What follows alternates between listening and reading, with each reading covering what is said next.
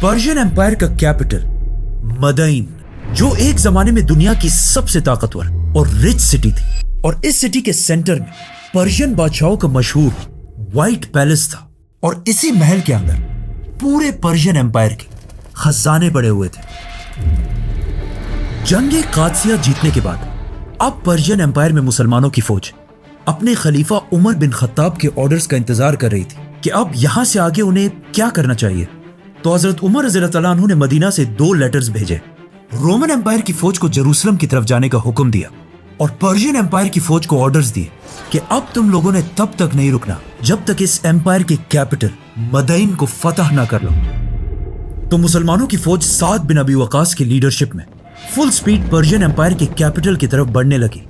और मुसलमान 100% श्योर थे कि वो इस सिटी को जरूर फतह करेंगे, क्योंकि इस सिटी के फतह के बारे में इस सब से बहुत साल पहले रसूलुल्लाह सल्लल्लाहु अलैहि वसल्लम ने पहले ही बता दिया था।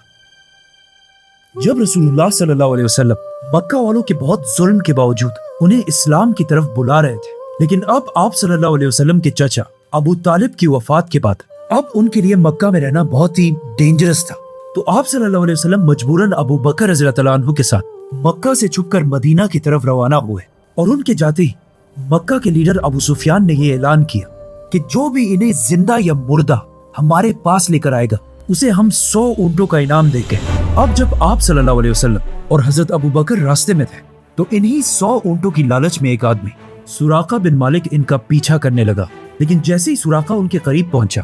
तो उसका घोड़ा अचानक रुक गया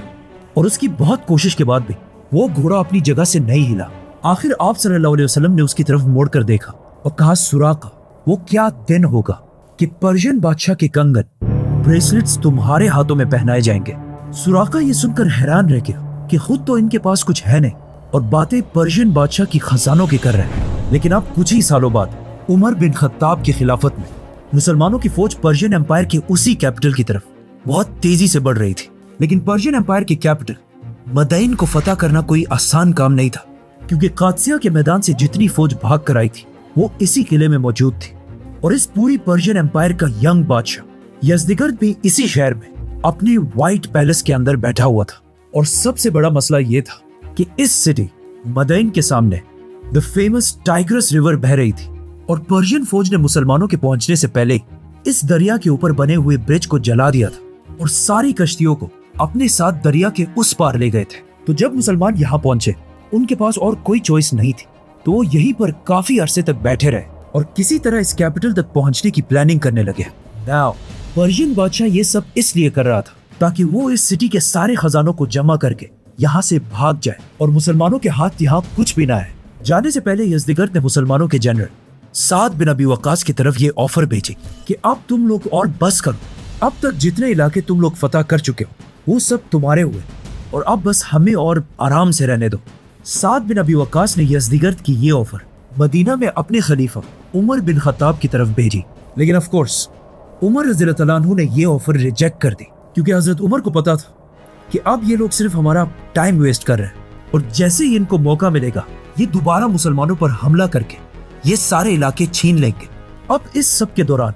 मुसलमानों का काफी टाइम वेस्ट हो चुका था और यज़दिगर्द ने इस टाइम को यूज करके मदइन के ऑलमोस्ट सारे खजाने जमा कर लिए थे। और सिर्फ 3 दिन बाद यज़दिगर्द इन सारे खजानों को साथ लेकर इस सिटी से भागने वाला था। लेकिन उसके भागने से पहले ही मुसलमानों के जनरल साद बिन अबी वकास को इस सब का पता चल गया, तो उन्होंने जल्दी से मुसलमानों की सारी फौज को अपने सामने जमा होने का हुक्म दिया और फिर इन सब के सामने खड़े होकर कहा कि अब हम और टाइम वेस्ट नहीं कर सकते, हमें मदइन पर इसी वक्त हमला करना होगा। तो अब तुम सब में से कौन है जो सबसे पहले आगे बढ़कर इस टाइग्रस रिवर को क्रॉस करे? लेकिन कश्तियों के बगैर सिर्फ घोड़ों पर यह रिवर क्रॉस करना बहुत ही मुश्किल काम था, क्योंकि टाइग्रस रिवर दुनिया के बड़े रिवर्स में से एक थी और इसकी डेप्थ भी बाकी नॉर्मल रिवर्स से बहुत ज्यादा थी। लेकिन इस सब के बाद भी मुसलमानों की फौज पीछे हटने के लिए तैयार नहीं थी और साद बिन अबी वकास की बात सुनते ही आसिम बिन अम्र मुसलमानों की फौज से सामने आए और कहा, सबसे पहले मैं इस रिवर को क्रॉस करूंगा। और आसिम बिन अम्र के साथ साथ 600 और जवान भी इस दरिया में कूदने के लिए तैयार हुए, जिनमें से एक आसिम बिन अम्र के भाई काका बिन अम्र भी थे। ये 600 आदमी मुसलमानों की फौज से आगे बढ़े और बिल्कुल दरिया के करीब आकर खड़े हुए। ये सारे काफी देर तक इस दरिया को बस देखते रहे, क्योंकि इन सबको पता था कि इस दरिया को क्रॉस करने के चांसेस बहुत ही कम है और हो सकता है दरिया के उस पार पहुंचने से पहले ये 600 मुसलमान इस दरिया में डूबकर मर जाए। आखिर काफी देर इसी तरह खड़े रहने के बाद आसिम बिन अम्र ने अचानक आसमान की तरफ देखा और कहा, कुल्लु नफ्सिन ज़ाइक़तुल मौत, मौत तो एक दिन हर इंसान को आनी है। और ये कहते ही ये सब दरिया में कूद पड़े। बदाइन के लोग जिन्होंने अपनी पूरी जिंदगी इसी दरिया के पास गुजारी थी, उन्होंने ऐसा मंजर अपनी पूरी जिंदगी में इससे पहले कभी नहीं देखा था। और इन 600 मुसलमानों ने इन सब की आंखों के सामने मिराकुलसली इस दरिया को क्रॉस कर लिया और जाकर दरिया की दूसरी साइड को सिक्योर कर लिया। ये देखकर साद बिन अबी वक्कास ने भी मुसलमानों की पूरी फौज को दरिया में एक साथ कूदने का हुक्म दिया और इन्हें मोटिवेट करने के लिए सबसे पहले खुद दरिया में कूद पड़े। और साद बिन अबी वक्कास के बाद एक साथ हजारों मुसलमानों ने इस दरिया में छलांग लगाई। पर्शियन अवाम ने जब ऊपर से ये सब कुछ देखा तो उन सब के दिलों में मुसलमानों का खौफ फैल गया और वो चीख चीख कर कहने लगे, देवा आमदन, which means देव, जिन्नात आ रहे हैं। क्योंकि कुछ लोग ये तक कहने लगे कि ये लोग इंसान है ही नहीं बल्कि जिन्नात है। मुसलमानों की सारी फौज ने साद बिन अबी वक्कास की लीडरशिप में बिल्कुल सेफ एंड साउंड इस दरिया को क्रॉस कर लिया और मदईन को हर तरफ से घेर लिया। लेकिन यहाँ आके मुसलमानों को पता चला कि पर्शियन बादशाह यज़दिगर्द यहाँ से पहले ही भाग चुका है और वो यहाँ से जल्दी जल्दी में जितने खजाने अपने साथ ले जा सकता था ले गया था और उसकी सारी फौज भी इस सिटी को छोड़कर भाग चुकी थी। तो अब इस सिटी में सिर्फ आम सिविलियंस ही बचे थे। तो साद बिन अबी वक्कास ने अपने एक जनरल और एक बहुत बड़े सहाबी सलमान फारसी रज़ियल्लाहु तआला अन्हु को मदईन की आवाम की तरफ भेजा, क्योंकि सलमान फारसी रज़ियल्लाहु तआला अन्हु खुद भी एक पर्शियन थे और वही इनके साथ बेस्ट निगोशिएट भी कर सकते थे। जब मदईन की आवाम ने यह देखा कि सलमान फारसी भी हम ही में से एक थे, लेकिन आज इन अरब मुसलमानों ने इन्हें इतनी इज्जत देकर इतनी अहम पोजीशन पर बिठाया है कि आज वो पूरी दुनिया के मुसलमानों के लीडर्स में से एक है। सलमान फारसी रज़ियल्लाहु तआला अन्हु की इतनी इज्जत देखकर पर्शियंस ये सोचने लगे कि हो सकता है इस्लाम किसी कौम या जबान का रिलीजन नहीं बल्कि पूरी दुनिया का रिलीजन हो। इसीलिए पर्शियन एम्पायर के इस अजीम कैपिटल ने, जिसे पिछले 800 साल से कोई फतह नहीं कर सका था, मुसलमानों के सामने बगैर किसी जंग के सरेंडर कर दिया। पर्शियंस का इस्लाम के बारे में ये ख्याल बिल्कुल सही था, क्योंकि आने वाले जमाने में इस्लाम के सबसे बड़े स्कॉलर्स और साइंटिस्ट्स इन्हीं पर्शियंस में से थे। और आज भी पर्शिया, ईरान इस्लाम के सबसे बड़े किलों में से एक है। मुसलमानों ने बिल्कुल जेरूसलम की तरह इस इंपॉर्टेंट सिटी मदईन को भी बगैर कोई खून बहाए फतह कर लिया और इस तरह पहली बार मुसलमानों की फौज मदईन में एंटर हुई। मुसलमान यहाँ की लंबी लंबी बिल्डिंग्स को देखकर बिल्कुल हैरान रह गए, क्योंकि उन्होंने इससे पहले इतनी मॉडर्न सिटी कभी नहीं देखी थी। साद बिन अबी वक्कास सीधा इस सिटी के सेंटर में किसरा के व्हाइट पैलेस के अंदर गए। इस व्हाइट पैलेस के रुइंस आज भी दुनिया में मौजूद है, जिसे देखकर इस बिल्डिंग की ग्रेटनेस का पता चलता है। नाउ पर्शियन बादशाह जल्दी जल्दी में अपने साथ काफी सारे खजाने तो लेकर चला गया था, लेकिन मुसलमानों के दरिया क्रॉस करने की वजह से जो माल वो पीछे छोड़ गया था उनकी कीमत भी बिलियंस में थी, जिसका अंदाजा इस बात से लगाया जा सकता है कि मुसलमानों की फौज ऑलमोस्ट 35,000 थी, जिसमें से हर एक फौजी को उन खजानों में से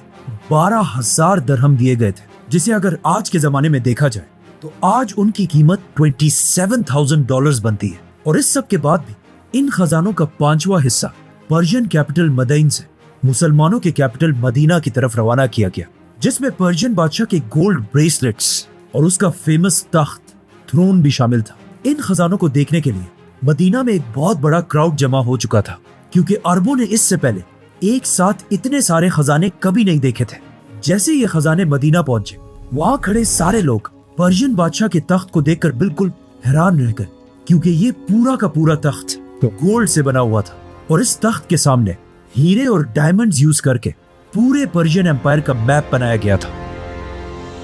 इस तख्त के बारे में ज्यादा मुसलमानों की राय ये थी कि इसे ऐसे ही रहने दिया जाए और आज से ये हमारे खलीफा का तख्त बने। लेकिन वहां हजरत अली रज़ियल्लाहु तआला अन्हु भी खड़े थे, जिन्होंने इसकी सख्त मुखालफत की और कहा कि इस तख्त के टुकड़े टुकड़े कर दिए जाए, ताकि ऐसा ना हो कि आने वाले मुसलमान बादशाहों में इस तख्त पर बैठने की ख्वाहिश पैदा हो। खलीफा उमर बिन खत्ताब को भी हजरत अली रज़ियल्लाहु तआला अन्हु की राय पसंद आई और उन्होंने इस तख्त को टुकड़े टुकड़े करने का हुक्म दिया और उसे मुसलमानों में तकसीम कर दिया। इसके बाद हजरत उमर ने वहाँ खड़े सहाबा को हुक्म दिया कि सुराका बिन मालिक को मेरे पास लाओ, और उसके आते ही हजरत उमर रज़ियल्लाहु तआला अन्हु ने उसके हाथों में पर्शियन बादशाह के कंगन पहनाए। वहाँ सारे लोग हैरान हुए कि हजरत उमर ने आखिर ऐसा क्यों किया। तो हजरत उमर ने उन्हें बताया कि ये मैंने रसूलुल्लाह सल्लल्लाहु अलैहि वसल्लम की हदीस को पूरा करने के लिए किया है कि जब हिजरत के दौरान उन्होंने सुराका से कहा था कि एक दिन किसरा के कंगन तुम्हारे हाथों में पहनाए जाएंगे। थोड़ी देर कंगन पहनने के बाद हजरत उमर ने उसे कहा कि अब ये उतार दो, ये तुम्हारे नहीं है, और इसे मुसलमानों की बैतुल माल में जमा कर।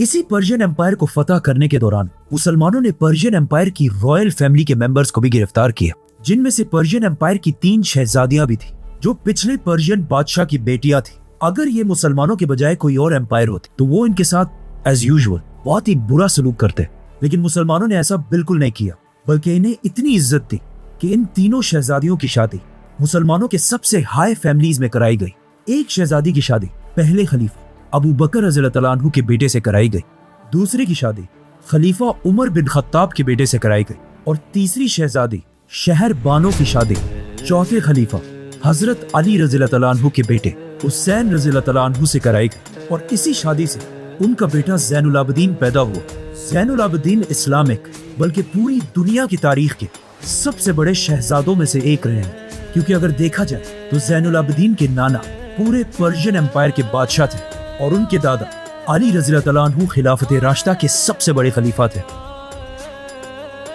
बदैन को फतह करने के बाद मुसलमान पर्शियन बादशाह यज़दिगर्द का पीछा करते गए और आखिर जलूला की जंग जीतने के बाद पर्शियन बादशाह इराक को हमेशा के लिए छोड़कर भाग गया और ईरान में पनाह ली, और उसके जाते ही मुसलमानों ने आसानी से पूरे इराक को फतह कर लिया। इराक फतह करने के बाद मुसलमानों के जनरल साद बिन अबी वकास ने खलीफा उमर रज़ियल्लाहु तआला अन्हु की तरफ लेटर भेजा कि अब यहाँ से आगे हमें क्या करना चाहिए,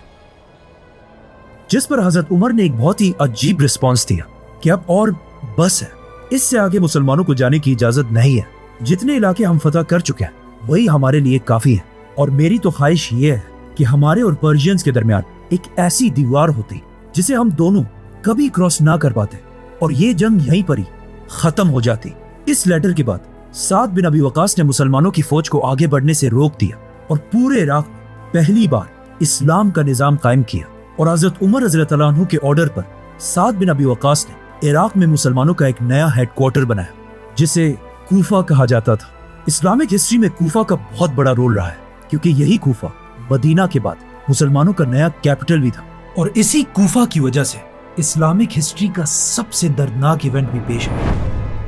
करबला।